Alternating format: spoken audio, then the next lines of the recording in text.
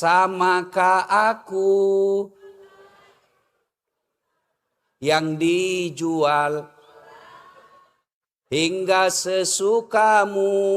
Ada orang, Bu, mau sekali mati. Kenapa? Dia dapat suaminya selingkuh. Kenapa ibu-ibu ribut? Banyak korban di sini. Lain kali kita bahas soal selingkuh. Bapak mau lihat masa depan Bapak di akhirat, dikubur nanti. Bapak mau tahu masa depan, lihat anak kita sekarang.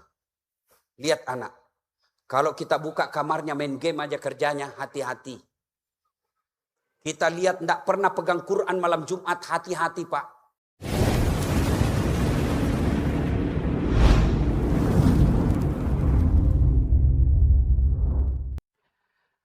Assalamualaikum warahmatullahi wabarakatuh.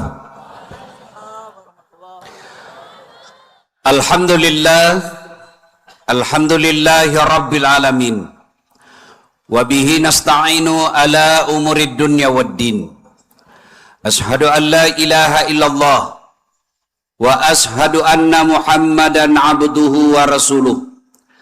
Allahumma salli ala Sayyidina Muhammad wa ala alihi wa sahbihi ajma'in. Amma ba'd.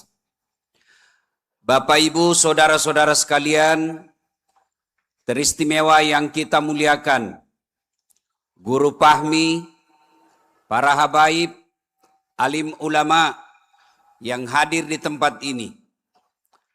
Terkhusus juga yang kita hormati, keluarga besar almarhum Bapak Haji Andi Arsad Petatahang, anak-anak beliau, mantu-mantu beliau, cucu-cucu beliau, yang insya Allah juga kita doakan dirahmati Allah Subhanahu wa Ta'ala.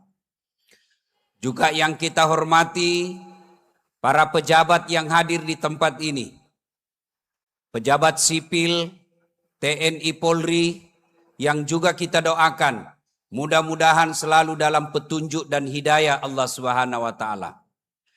Supaya tidak membuang waktu dan masa, yang saya hormati semua yang disebut tadi MC dan juga yang disebut Pak Bupati, itu semua daftarnya yang kita hormati, yang insya Allah dimuliakan rahmati Allah Subhanahu wa Ta'ala.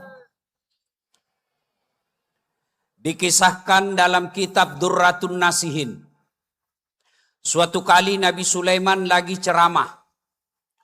Tiba-tiba datang tamu tak diundang, ketuk pintu. Assalamualaikum warahmatullahi wabarakatuh ya Rasulullah. Waalaikumsalam warahmatullahi wabarakatuh. Monggo, tabe tamaki, masuk. Nabi melanjutkan ceramahnya. Belum selesai Nabi ceramah, tiba-tiba tamu tadi minta izin. Ya Rasulullah, ada pekerjaan saya tidak bisa diundur, tidak bisa dimajukan, harus saya kejar tepat waktu. Kata Nabi, silahkan, berangkatlah tamu tadi.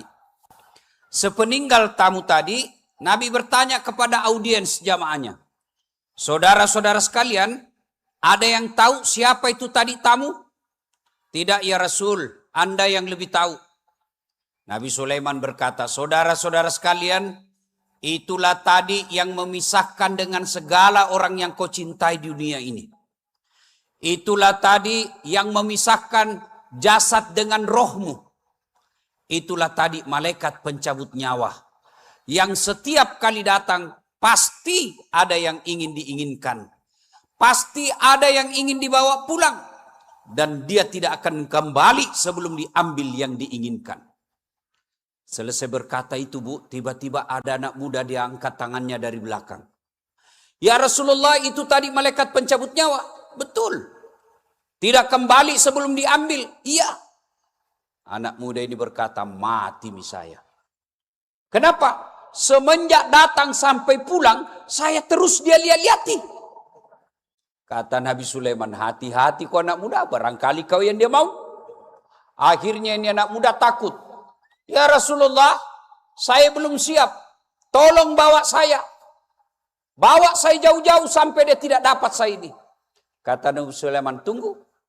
Nabi Sulaiman itu Bu, pandai berbicara dengan binatang. Pandai memerintah jin. Bahkan pandai memerintah angin. Mukjizatnya. Tentu dengan izin Allah. Kata Nabi Sulaiman, angin, tolong kau terbangkan anak muda ini. Bawa di mana mau pergi, bawa sejauh-jauhnya. Siap. Angin melaksanakan tugas. Diterbangkanlah anak muda ini. Naik ke angin, diterbangkan kiri, kanan, lurus. Ini anak muda bilang, sudah jauh saya ini. Tidak didapat sudah. Kurang ngajar itu tadi, bikin takut-takut. Angin, turunkan saya. Pas turun, baru satu langkah diinjakkan kakinya di tanah, ketemu itu tadi tamu. Dari mana kau? Dari tadi saya tunggu kamu, kenapa saya tinggalkan majelis ini? Karena di sini takdirmu meninggal. Akhirnya kaget itu anak muda meninggal di tempat itu. Dia tinggalkan kematian, ternyata faktanya dia datangi kematiannya. Inilah makna dari ayat kullu nafsin sa'iqatil maut. Tungke maki nyawai pasti mati. Semua yang hidup pasti mati. Biasanya anak muda kalau kita cerita kematian, langsung orang tua yang sudah putih rambutnya dilihat-lihati. Apa maksudmu? Kok kira orang tua dulu mati? Tidak.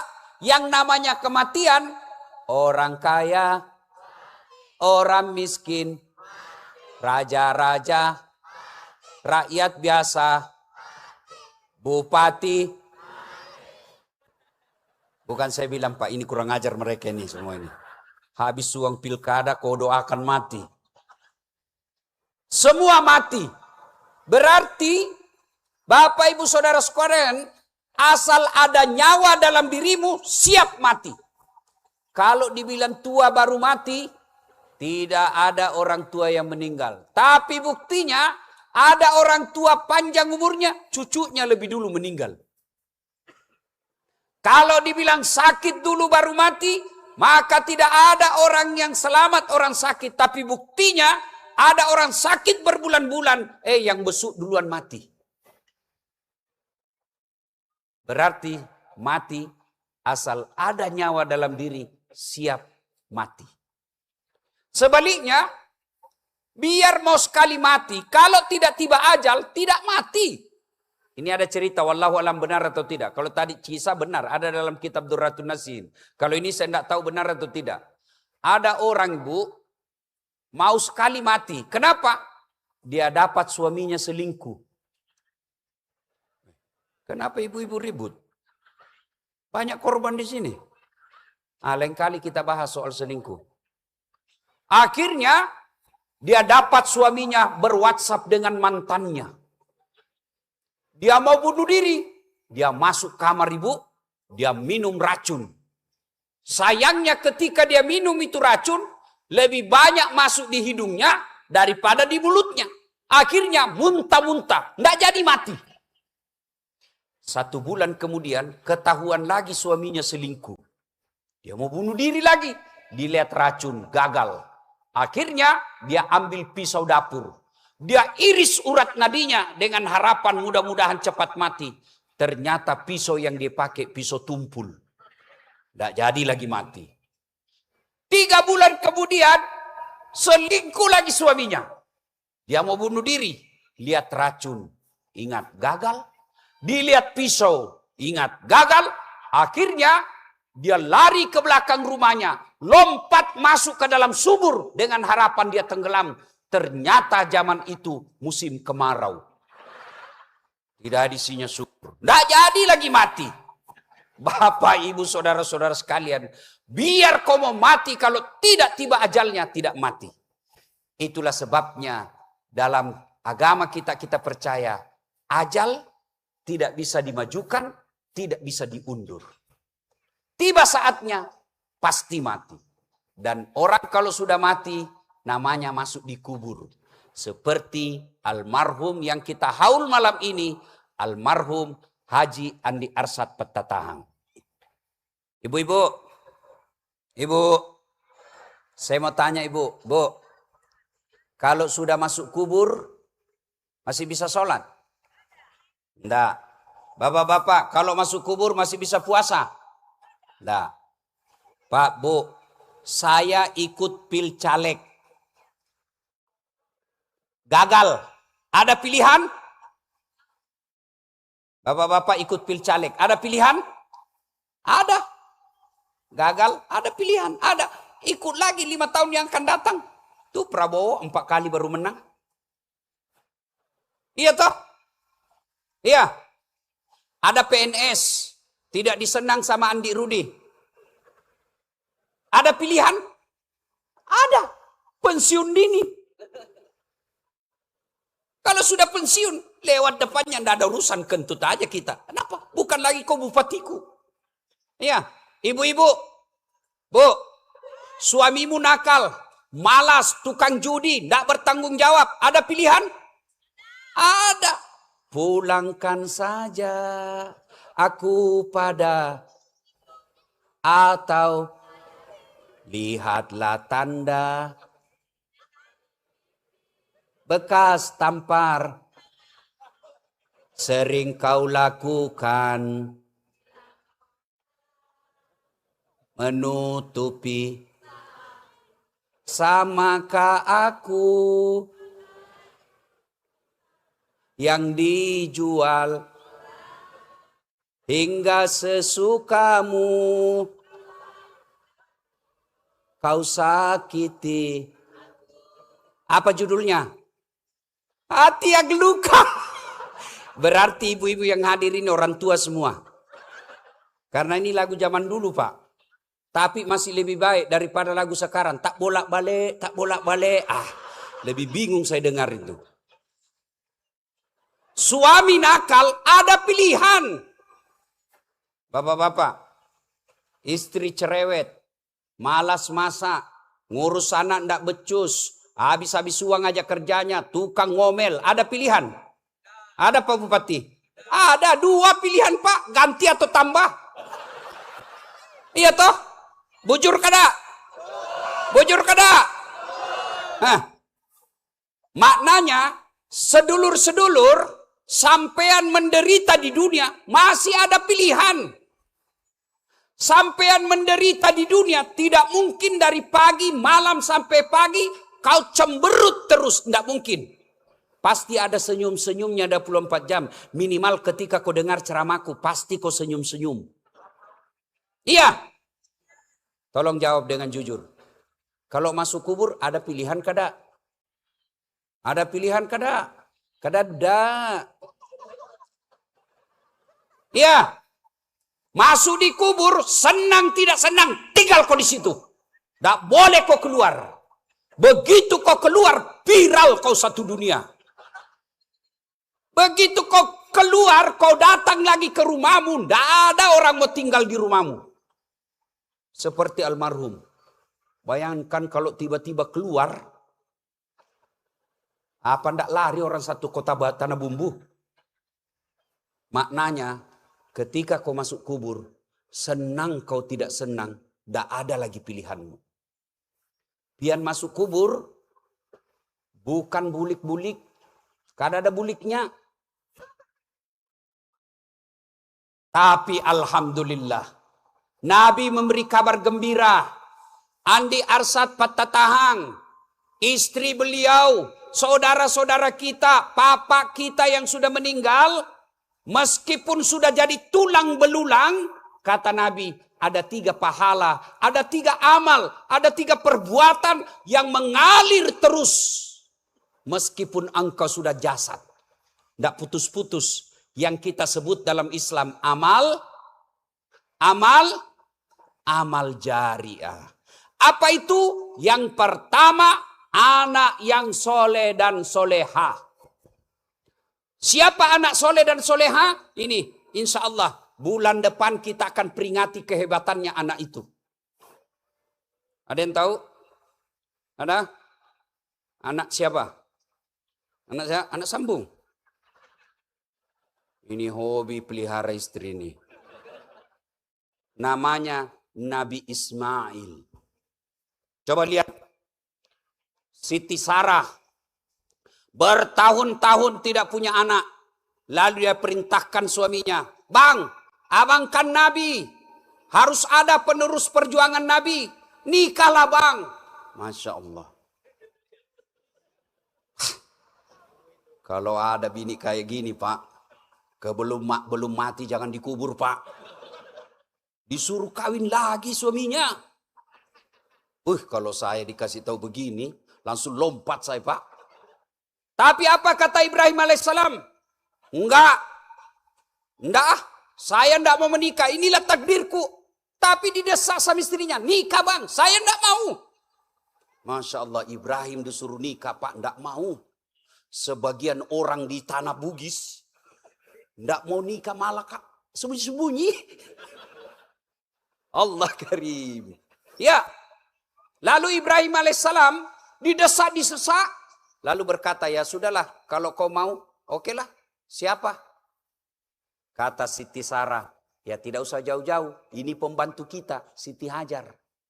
Ini menunjukkan bahwa tidak ada laki perempuan 100% ikhlas suaminya kawin lagi. Kalau dia ikhlas, dia akan berkata, "Silakan kau cari yang mana kau suka. Silakan kau masuk mall, pilih saja mana yang kau suka." Tapi tidak, kata Siti Hajar, Siti Sarah, "Nih Hajar pembantu kita, kau nikahi dia." Nikahlah dia. Alhamdulillah, setelah menikah dengan Siti Hajar, Ibrahim alaihissalam nikah dengan Siti Hajar, lahirlah anaknya hamil. Lahir anaknya namanya Ismail alaihissalam, itulah keturunan orang Islam. Sementara Nabi Ibrahim alaihissalam dengan istrinya Siti Sarah, lahirlah anaknya namanya Ishak, itulah keturunan Bani Israel, Yahudi. Jadi kita dengan Yahudi itu pak, satu nenek, satu kakek. Cuma dia kurang ajar. Tuh. Jadi ini ilmu, boleh ibu-ibu coba.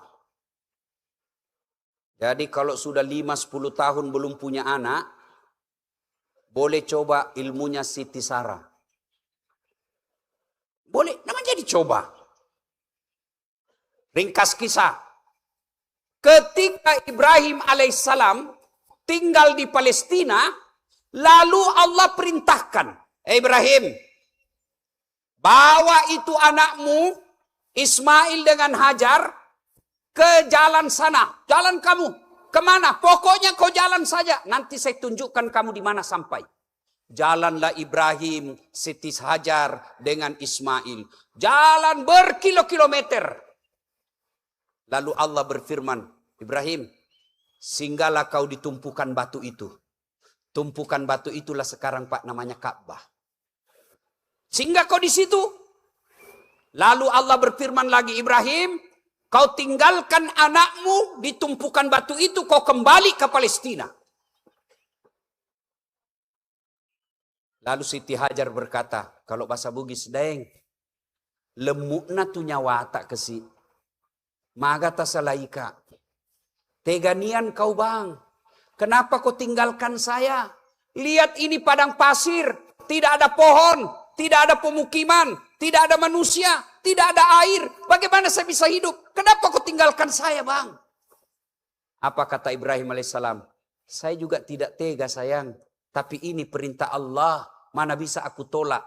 Mendengar ini apa kata Siti Sarah, Siti Hajar? "Bang, kalau ini perintah Allah, don't worry."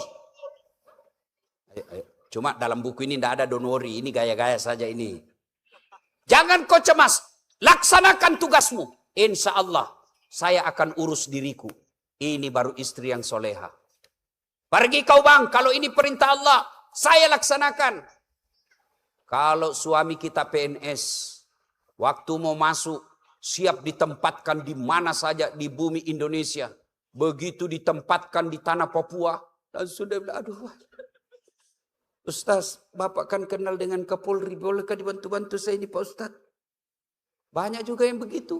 Maka istri yang baik dia katakan, "Bang, kamu kan sudah tanda tangan. Silahkan kau laksanakan tugas ini. Saya tinggal di tanah bumbu, insya Allah aman."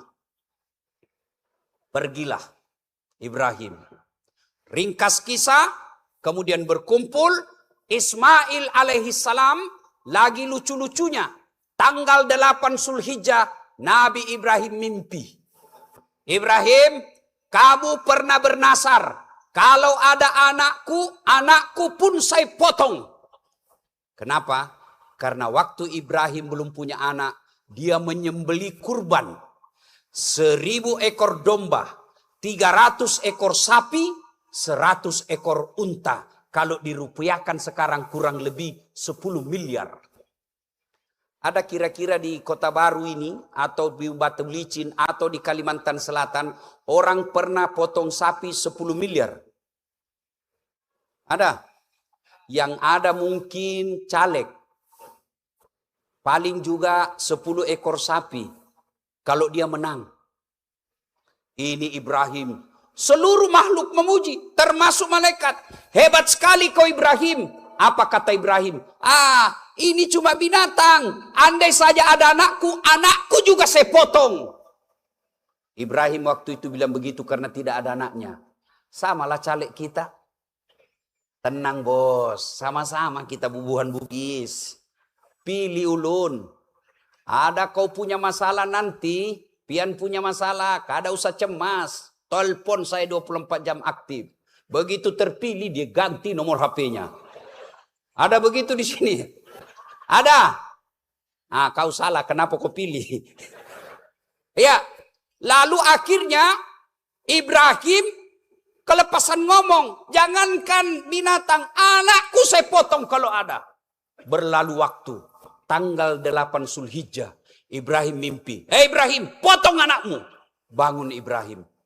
Dia berpikir, ini mimpi atau wahyu?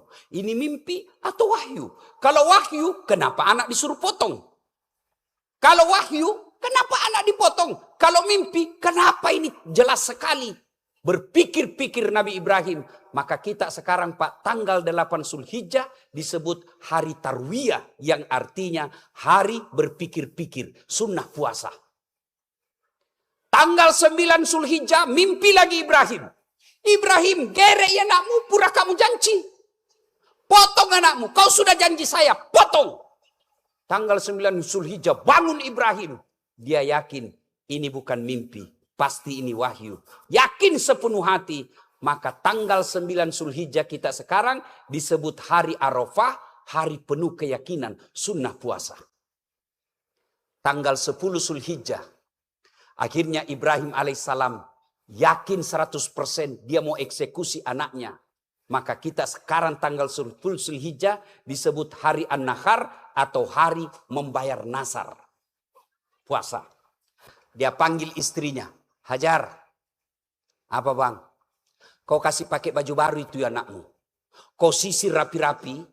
Perbaiki pakaiannya. Saya mau bawa jalan-jalan. Baik bang. Dibawalah anaknya jalan. Tanggal 10 Zulhijjah. Bawa anaknya jalan. Tiba-tiba ketika Ibrahim mau potong anaknya. Diajak ngomong dulu anaknya Pak Bupati. Ismail diajak ngomong. Mail. Ismail. Nah. Saya ini diperintah Allah untuk potong kamu. Bagaimana menurutmu? Bapak-bapak. Kira-kira kalau anak-anak sekarang di rumah ditanya. Disuruh saya potong kau. Nah apa jawabannya? Kenapa saya Pak? Kayakku aja yang sudah tua. Ini anak pintar tapi tidak soleh. Apa kata Ismail? Pak, kalau ini perintah Allah, jangan cemas, jangan kau ragu, laksanakan. Insya Allah Bapak dapati saya menjadi anak yang sabar. Cuma tolong Pak, sebelum Bapak potong saya, ada 5 permintaan saya. Apa itu nak? 1, tolong jangan kau buka matamu. Tutup matamu. Kenapa? Selama kau lihat saya, pasti kau tidak tega sembelih saya. 2, tolong pakai pisau yang tajam. Supaya apa? Saya tidak lama menderita. 3, tolong ikat tanganku. Supaya saya tidak meronta-ronta kesakitan. 4, jangan ada bajuku kena darah. Supaya ibuku tidak mengingat ketika melihat bajuku. Dan yang kelima, ketika saya sudah meninggal nanti, jangan ada anak yang lewat seumuran depan rumah. Supaya ibuku tidak mengingatku lagi. Oke, jalan. Begitu di perjalanan, datang setan. Wih, bahaya ini Ibrahim. Dia betul mau potong anaknya. Dia goda anaknya. Ibrahim datang. Baim. Jangan juga kau cari dalam buku Baim. Tidak ada. Sampai tua kau cari tidak ketemu. Ibrahim. Kau tengok itu anakmu. Kau tengok anakmu. Masa kau mau potong? Anak satu-satunya lama kau nunggu. Masa kau mau potong? Tuhan apa itu suruh potong anaknya? Ibrahim tidak banyak cerita, Bu. Dia ambil batu. Dia lempar itu setan. Ishak ya lain. Pergi kau. Lari itu setan. Sampai pagatan, balik lagi. Gagal goda suaminya. Dia datang ke istrinya. Dia goda lagi istrinya. Ajar. Kau tahu mau dibawa kemana itu anakmu? Katanya mau jalan dia. Bodoh, dia tipu kau suamimu. Maksudnya apa? Dia mau potong. Sembarang kau bilang itu. Mana ada bapak mau potong anaknya? Iya, katanya perintah Tuhannya. Kalau ini perintah Tuhannya, jangan kau banyak bicara di situ. Jangankan anakku, saya juga siap dipotong kalau itu perintah Allah. Kata setan, ini lebih gila dari anaknya nih. Dilemparnya lagi, Ishak ya pergi kau. Lari sampai Banjarmasin, bulik lagi. Gagal goda anak istri. Gagal goda suami, dia datang goda Ismail. Ismail, kau tahu mau dibawa kemana bapakmu? Ismail tidak banyak bicara, tidak dijawab. Dia ambil batu, dia sambit, dia lempar. Bismillah, Allahu Akbar, lari kau. Lari. Itulah melempar 3 jumroh sekarang. Melemparnya Ibrahim, melemparnya Hajar, melemparnya Ismail. Itulah yang kalau orang pergi haji namanya melempar 3 jumroh. Melempar 3 jumroh dia Pak. Setan besar, setan tengah, setan kecil. Ada jamaah dari Indonesia Bu. Dia lihat itu, dia bilang ini sudah setan yang kasih mau mati saya. Yang goda saya selama ini. Dia ambil batu, dia mau lempar bismillah. Allahu Akbar, pergi kau.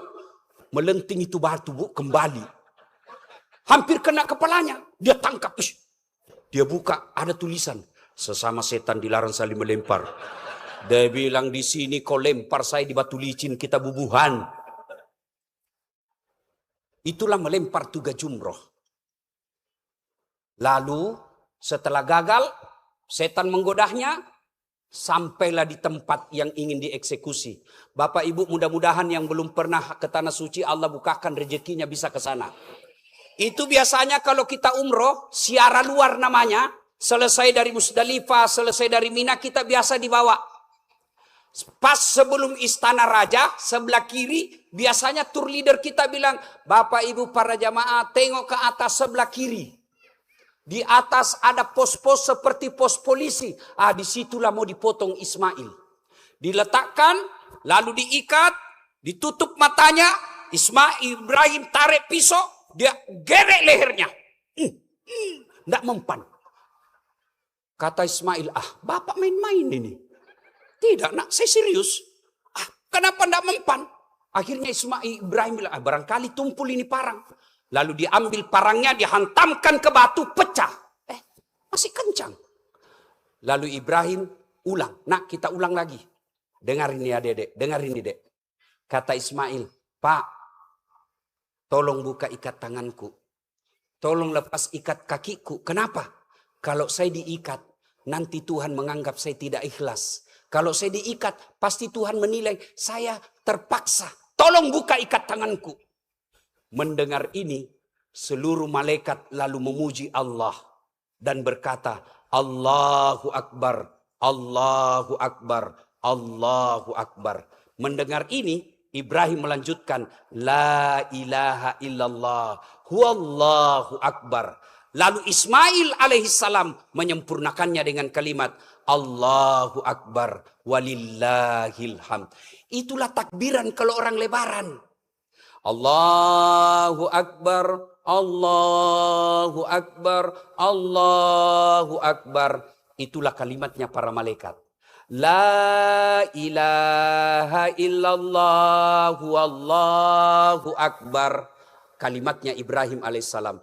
Allahu Akbar walillahil hamd. Ismail alaihissalam. Sunnah dari rumah pergi ke Masjid Al-Falah.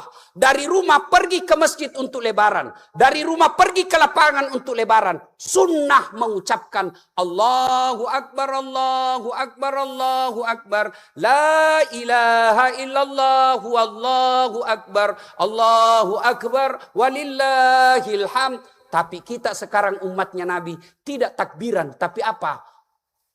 Update status. Cek. OTW Idul Adha.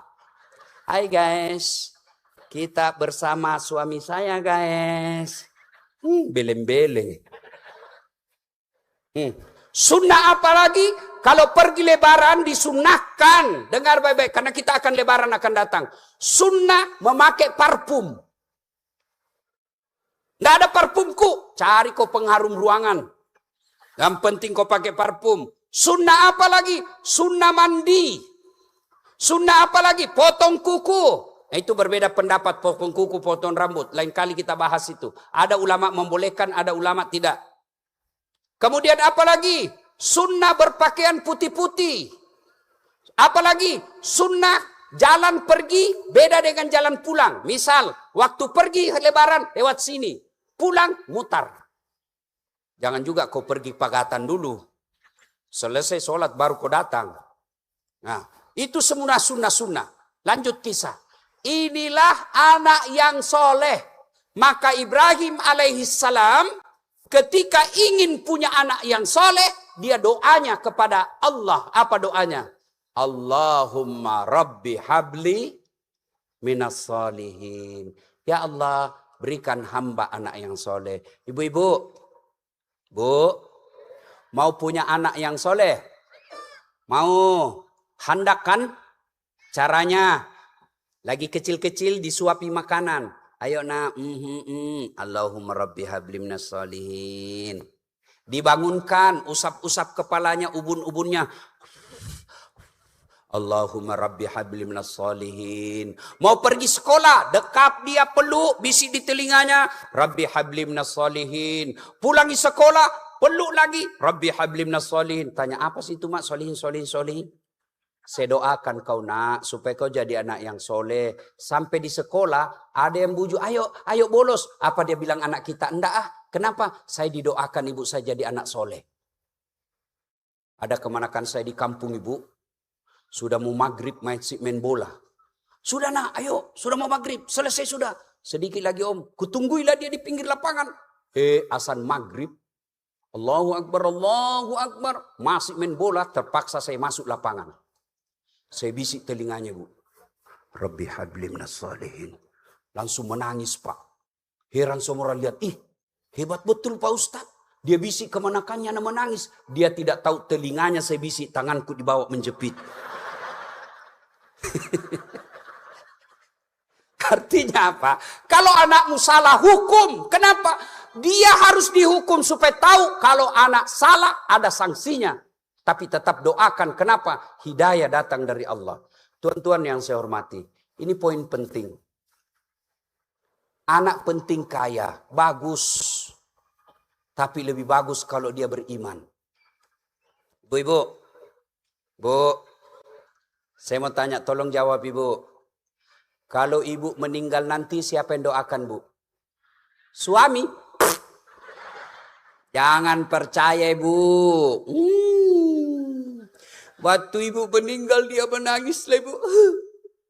Cepat sekali kalau kau tinggalkan saya sayang. Dia ambillah kau punya cincin. Sambil menangis. Lalu diambil pula kau punya gelang. Ini dulu usia pernikahan kita. Saya belikan kau waktu umroh. Emas Dubai. Terakhir gigi palsumu pun dia cabut. Lalu emasmu itu. Cincin, kalung, berlian. Dia bungkuslah. Dengan sapu tangan sambil menangis. Naik adikku kenapa cepat sekali kau tinggal saya. Dia kasih masuk di laci. 3 bulan kemudian dia pergi reuni teman SMA. Temannya sudah janda. Aduh, cinta lama bersemi kembali. Oh. Akhirnya dia bulik pergi rumahnya. Dia buka itu laci emas. Dia ambil bersiul-siul. Dia ambil itu emasmu. Dia masukkan kotak-kotak. Dia bungkus warna pink. Kasih pita-pita warna pink. Dia bawakan itu janda. Apa dia bilang? Dek, ambil sudah ini. Sudah mati yang punya. Aduh, siapa yang doakan? Maafkan saya Pak. Bapak-bapak semua yang mulia di sini. Terutama bapak pejabat. Kira-kira anak buah bapak mau doakan? Paling didoakan mutasi supaya dia ganti kita, Pak. Jangan harap. Bupati didoakan sama wakilnya supaya sakit dia ganti. Ya, cerita mati dia mudahkan kita, Pak. Bujur ulun nih.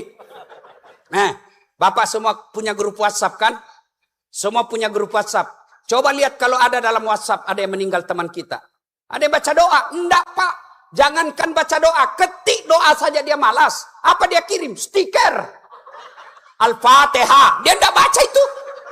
Kau ketawa karena kau semua pelakunya. Ya, siapa yang doakan kita? Anak. Almarhum Andi Arsad Patatahang beserta istri beliau tiap tahun haul. Coba ini orang yang datang tiap tahun.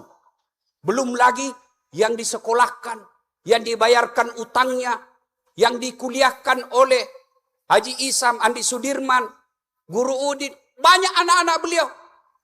Maka perlu anak kaya, tapi biar kaya anakmu kalau pelit, tidak ada gunanya. Coba bayangkan. Dan siapa yang disedekahi? Nih, guru-guru. Kalau bapak bersedekah, Pak, pilih guru. Tidak usah kontraktor. Kontraktor, Pak, paling dia pakai, dia mabuk-mabuk. Tapi kalau guru, dia bikin pesantren. Kalau guru, dia pakai darah dagingnya ngaji. Makanya sering-sering undang saya makan, Pak. Alhamdulillah. Jangan ketawa, saya serius. Anak yang soleh dan soleha.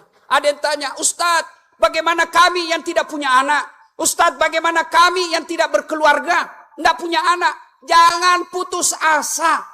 Amal anak tidak mesti dari rahim istri. Anak yang dimaksud meskipun bukan dari istri kita, ada anak yatim, kita sekolahkan. Ada hafal Quran, kita sekolahkan. Dia jadi penghafal Quran, dia jadi imam, dia jadi pendakwah. Sama hukumnya anak kandung sendiri. Pian-pian bulik di rumah, telepon para ustadz.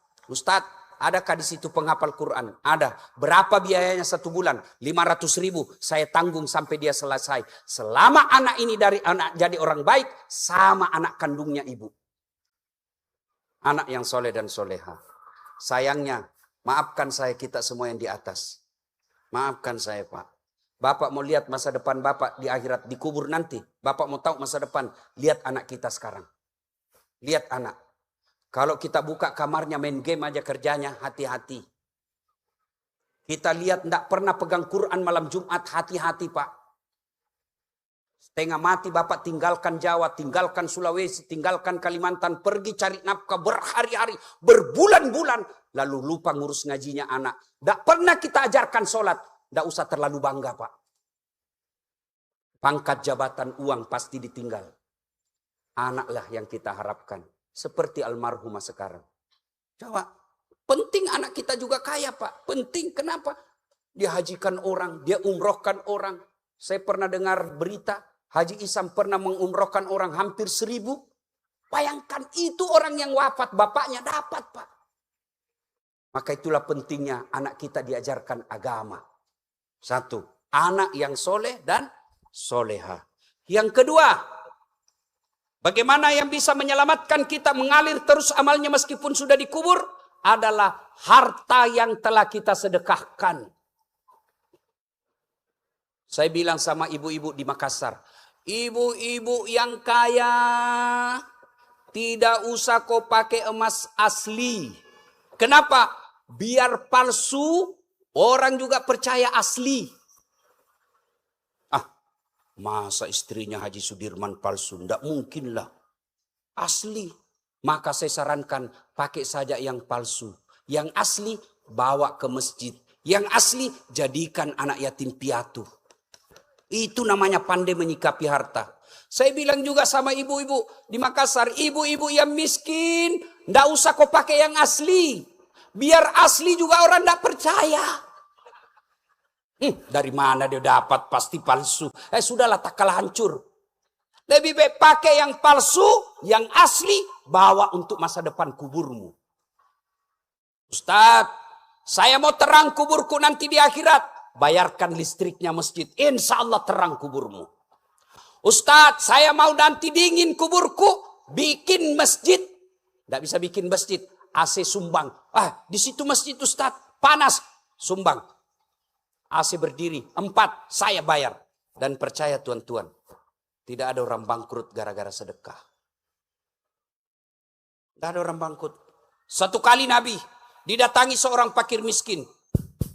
Assalamualaikum warahmatullahi wabarakatuh. Ya Rasulullah. Waalaikumsalam warahmatullahi wabarakatuh. Ya Rasulullah, kami musafir. Sudah beberapa hari tidak makan. Adakah makanan yang boleh kami makan di dalam rumahmu ya Rasul? Nabi masuk, sampaikan kepada istrinya. Ya Khumairah, adakah makanan yang bisa? Ada tamu kita musafir berhari yang tidak makan. Apa kata Siti Aisyah? Ya Rasulullah, bau makanan pun di sini tidak ada.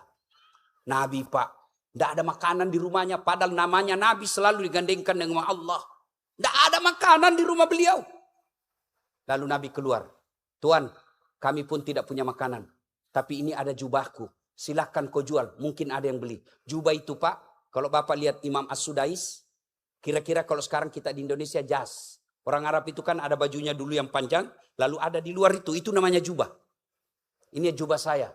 Ini orang yang lapar tadi dia bawa ke pasar. Saudara-saudara sekalian, saya punya jubahnya Rasul. Adakah yang mau membelinya? Di samping pasar Madinah ada orang kaya. Agak rusak penglihatannya. Dia panggil budaknya. Kau pergi beli. Kalau kau berhasil beli, saya bebaskan kau dari perbudakan. Ringkas kisah, betul dia beli. Ya Rasulullah, Tuan, saya berhasil membeli jubah Rasul. Ini dia. Dia ambil jubahnya Rasul. Dia usap-usapkan ke matanya yang lagi blur. Lalu bersalawat sebanyak-banyaknya. Dengan izin Allah sembuh Pak. Begitu sembuh, dia lipat bajunya kembali. Dia bawakan Nabi. Ya Rasulullah, saya yang membeli jubah Rasul. Alhamdulillah dengan Allah sembuh mata saya. Sebagai rasa syukur, saya kembalikan jubah Rasulullah.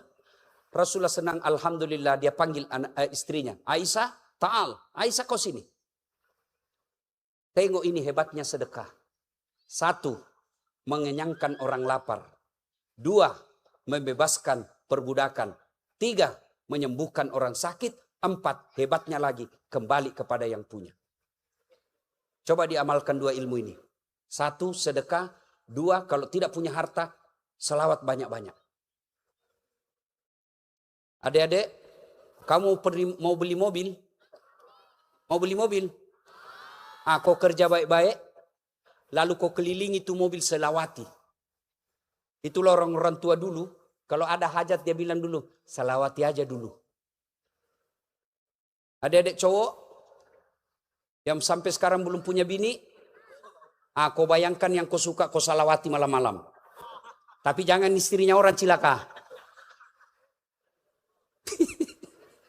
Nah, sedekah. Yang ketiga, karena waktu terbatas. Saya ulang, yang bisa menolong kita dalam kubur. 1, anak yang soleh dan soleha. 2, harta yang telah disedekahkan. Tuan-tuan, bapak-bapak polisi, tentara, PNS, yang mau dapat jabatan, tidak usah cari muka, menjilat-jilat. Bapak punya harga diri. Mau jadi bupati, mau jadi kepala dinas, tidak usah tunduk-tunduk sama Pak Rudi. Iya pun.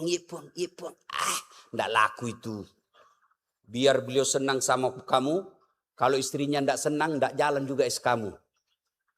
Apalagi kalau pejabat sudah bilang, tidak mau saya lihat itu anak buahmu. Tidak tahu apa itu. Hancur sudah urusanmu. Wabillahi taufiq wal hidayah. Maka lebih baik kau sedekah. Adik-adik polisi yang mau naik pangkat jabatan, tidak usah cari muka sama jenderalmu. Capek. Pindah jenderalmu cari muka lagi. Pindah lagi cari muka lagi. Lebih baik kau sedekah. Ibu-ibu yang ada coba-coba ganggu suami kita, tidak usah kau periksa HP-nya. Kau periksa HP-nya masih ada disimpan yang lain. Kenapa kau tahu Ustadz? Saya pelakunya. Repot juga kita. Saya bilang Pak Bupati, saya bilang sama mamanya, ini HP-ku. Ini HP-ku. Kalau kau dapat sesuatu, kau mau apa? Ayo. Kotor aja hatimu. Kau periksa ini HP. Kalau ada lope-lope, kau mau apa? Ayo. Kau mau apa? Kau minta diceraikan. Kau yakin mampu janda? Ayo. Oke, anggaplah kau mampu janda. Kau mampu dapat lebih baik dari saya. Sudahlah. Lebih baik apa? Nggak usah periksa HP. Lebih baik kau sedekah. Bangun sholat tengah malam. Namanya sholat hajat. Selesai sholat hajat. Ya Allah, ini ada duitku 5 juta. Saya tolak bala bawa ke panti asuhan. Ada bencana saya kirim ke sana ya Allah. Mudah-mudahan 5 juta ini suamiku terhindar dari wanita jahat. Bismillah. Coba amalkan. Yang jadi masalah kalau suaminya juga bangun sholat tahajud. Ya Allah, capek sudah lihat istri saya ya Allah. Ngomel aja kerjanya ya Allah. Ini ada duitku 5 juta ya Allah. Tolak bala ya Allah. Bingung malaikat, yang mana dikabulkan ini. Ayo sedekah. Ibu-ibu. Bu. Ini sudah mau Idul Kurban. Biasa ada bapak-bapak dia bilang, saya tidak mampu Ustaz. Saya ajak baik-baik berpikir. Pak, bapak sering ke warkop. Sering Ustaz. Biasanya hampir tiap hari lah. Berapa kopi satu gelas? 20.000 Ustaz. Wadai? Barongko. 2. Taraju. 4 kau makan kue. Kali 2.000. 8.000. Sudah 28.000. Tambah kuota. Tiap bulan. Tambah rokokmu 25.000 satu hari. Hitung itu 1 tahun. Bisa kau beli kambing 4 ekor. Lalu kau bilang tidak mampu. Itulah sehingga rumah tanggamu Allah berikan duit. Tapi kau tidak bisa tentram perasaanmu. Kenapa? Allah cabut keberkahan karena kau selalu menghindari kurban. Untung Pak disuruh kurban. Diganti dengan kibas. Bayangkan kalau tidak diganti dengan kibas. Iya bagi mereka yang banyak anaknya. Disuruh potong anakmu. Mana yang beleng-beleng ini? Kalau satu buting Pak disuruh potong. Maka cara syukur kita bersedekahlah. Nah biasanya kalau kita mau kurban itu datang setan Pak. Pertama digoda bini kita. Itu coba belajar tadi kisahnya Ibrahim kan. Begitu mau potong datang digoda istri. Nah ini istri Pak. Begitu kita mau beli kambing. Apa kata istri kita? Soalim sudah kau. Mau lagi kurban sholat Jumatmu saja selalu terlambat. Setan ini. Bagaimana cara ngusirnya? Bismillah ya Allahu Akbar. Gagal goda istri, anak datang tuh Pak. Dia datang anak kita. Pak, saya dengar Bapak mau kurban. Beli kambing. Itu kambing 3 juta Pak. Bisa DP motor saya itu Pak. Itu setan. Bapak Ibu saudara-saudara sekalian. Dan yang ketiga. Yang bisa menolong kita dalam kubur nanti. Mengalir terus amal-amalnya adalah. Ilmu yang bermanfaat. Ibu-ibu dapat ceramahnya guru kita Ustadz Abdul Somad, kirim. Adi Hidayat, kirim. Dasat Latif, kirim. Bapak-bapak semua dapat ceramah-ceramah potongan-potongan 1 menit. Kirim Pak. Kirim ke grup. Bapak punya grup 10 di handphone. 1 grup 20 orang. 200 orang Bapak kirim. Masa 200 orang itu tidak ada yang paham? Kirim.